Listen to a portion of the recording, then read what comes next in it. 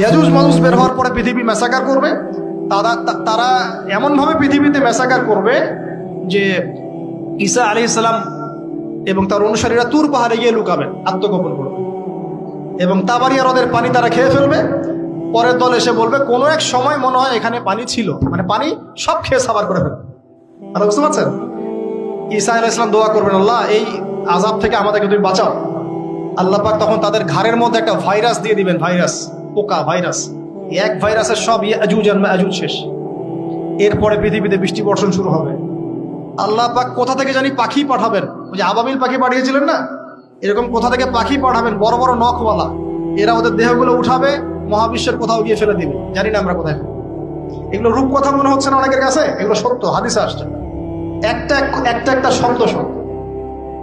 এরপর 40 বছর এভাবে চলে যাবে, ঈসা আলাইহিস সালাম ইন্তেকাল হবে। তারপরে হাদিসে আসছে মানুষ আবারও খারাপ হওয়া শুরু করবে।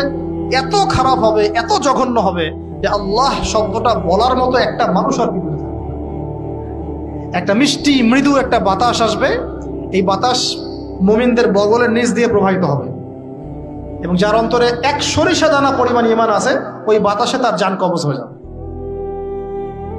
বাকি থাকবে সব এই যে গরু ছাগল হাঁস মুরগির মতো মানুষ, গবাদি পশু। আল্লাহ বলার মতো মানুষ নাই, রাস্তা মোড়ে মোড়ে জেনা করবে।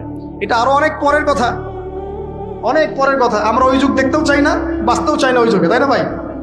আল্লাহ পাক বলছেন এরপরে, আল্লাহ রাসূল সাল্লাল্লাহু আলাইহি ওয়াসাল্লাম বলছেন এরপরে একদিন সকালে হঠাৎ করে দেখবে কেনা বেচা করতে করতে, কথা বলতে বলতে, পানি পান করতে করতে, খাবার খেতে খেতে এই যে পশ্চিম দিক থেকে সূর্য উঠে গেছে। তার মানে কি ওই দিন কিয়ামত হয়ে যাবে, এবং এটা এত ফাস্ট হবে, এত দ্রুত হবে। আল্লাহ রাসূল সাল্লাল্লাহু আলাইহি ওয়াসাল্লাম বলেছেন যে কেউ বাসায় ফিরে যাবে, আহাল পরিবারের সাথে একটা দেখা করবে, এই সুযোগ পাবে একদম ইনস্ট্যান্ট। একটা বজ্রনীনাদ, প্রচন্ড মানে শব্দ, এটাতে বিকট একটা শব্দে পুরো মহাবিশ্ব তোলপাড় সৃষ্টি হয়ে যাবে, একদম শেষ। এই হলো সিঙ্গার প্রথম ফুক, শেষ, সব ডেট। এই যে আমাদের এত বাহাদুরি, এত কিছু সব শেষ, মানে পৃথিবী আস্তে আস্তে ওর শেষের দিকে যাচ্ছে। এগুলো ভাই বিশ্বাস করেন, পৃথিবীর সমস্ত সংগঠন, জালেম, কাফের, ফাসিক, মুশরিক, মুনাফিক যা আছে পৃথিবীতে, একত্রিত হয়েও এই সত্যটাকে কেউ টলাতে পারবে না। আমরা সারা মুসলমানরা মিলেও যদি এই সত্যটাকে টলাতে চাই, পারবো না। মানে আস্তে আস্তে আলটিমেট গোল এটাই পৃথিবীর। এরপরে কিয়ামত, তারপরে তো আপনারা জানেন কি হচ্ছে। ফামান ইয়া'মাল মিসকালা যাররাতিন খায়রান ইয়ারাহ, এক চুল পরিমাণ যদি ভালো কাজ কেউ করে থাকে তাকে সেটা দেখানো হবে। ওয়া মান ইয়া'মাল মিসকালা যাররাতিন শাররান ইয়ারাহ, এক চুল পরিমাণ খারাপ কাজ আমরা কেউ করে থাকলে দেখানো হবে। তবে যারা লা ইলাহা ইল্লাল্লাহ এই তাওহীদের উপর থাকবে, যত বড় গুনাহ করুক না কেন আল্লাহ মাফ করে দেবেন ইনশাআল্লাহ। কারণ আমাদের জন্য নবী সাল্লাল্লাহু আলাইহি ওয়াসাল্লাম সুপারিশ করবে। তাই বলে কি আমরা গুনাহ করতে থাকবো এখন? এটা নবী সাল্লাল্লাহু আলাইহি ওয়াসাল্লামের শান, তার মর্যাদা। আল্লাহ রাসূল সাল্লাল্লাহু আলাইহি ওয়াসাল্লাম এই কথা বলে গিয়েছেন যে কবিরা গুনাহগার মুসলমানদের জন্য আমি সুপারিশ করব।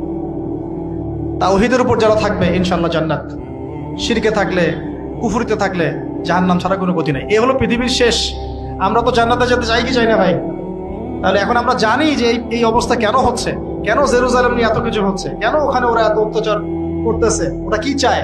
ওরা চায় এই জায়গা শুধু না, পুরো হোলি ল্যান্ডটা দখল করতে চায়। তারা দাজ্জালের জন্য মঞ্চ প্রস্তুত করতে চায়, সোজা কথা। তারা মুসলিমদেরকে সেখান থেকে বের করে দিয়ে ওই জায়গাটা একটা দাজ্জালীয় স্টেট কায়েম করতে চায়। সেখান থেকেই মাসিহুদ দাজ্জাল বিশ্বকে নেতৃত্ব দিবে, এমনটা আসতেছে ভবিষ্যৎ। তবে সেই নেতৃত্ব, সেই রাজত্ব, সেই ক্ষমতা চিরস্থায়ী হবে না। মুসলিমরা আবার জেগে উঠবে ইনশাআল্লাহ। ওই জায়গায় ঈসা আলাইহিস সালাম যতক্ষণ খিলাফা কায়েম করছেন না, কিয়ামত হবে না। তো এখন আমাদের কাজ কি বলেন? চুপচাপ গল্প শুনলাম, হাত গুটিয়ে বসে থাকবো? আমাদের ক্ষমতার মধ্যে আমরা কি করতে পারি? আমরা কি প্রত্যেক 5 ওয়াক্ত নামাজে আমাদের ভাইদের জন্য দোয়া করতে পারি? পারি কি না ভাই? পারি কি? খাবো কিভাবে ভাই? আমাদের ভাইরা পানি পাচ্ছে না, আমাদের বোনরা ওখানে বাচ্চার লাশের টুকরো নিয়ে দৌড়াদৌড়ি করতেছে। ওদের খাবার বন্ধ করে দেওয়া হয়েছে, পানি বন্ধ করে দেওয়া হয়েছে, ইলেকট্রিসিটি নাই, ইন্টারনেট নাই, বোম্বিং। এরকম একটা অবরুদ্ধ করে, একটা এতটুকু জায়গার মধ্যে 22 লক্ষ মানুষকে অবরুদ্ধ করে বোম্বিং করা হচ্ছে। কিভাবে খাবো আমরা? যদি আপনি ব্যথিতও না হতে পারি, তাহলে আমার মধ্যে ইমানের কি বাকি আছে?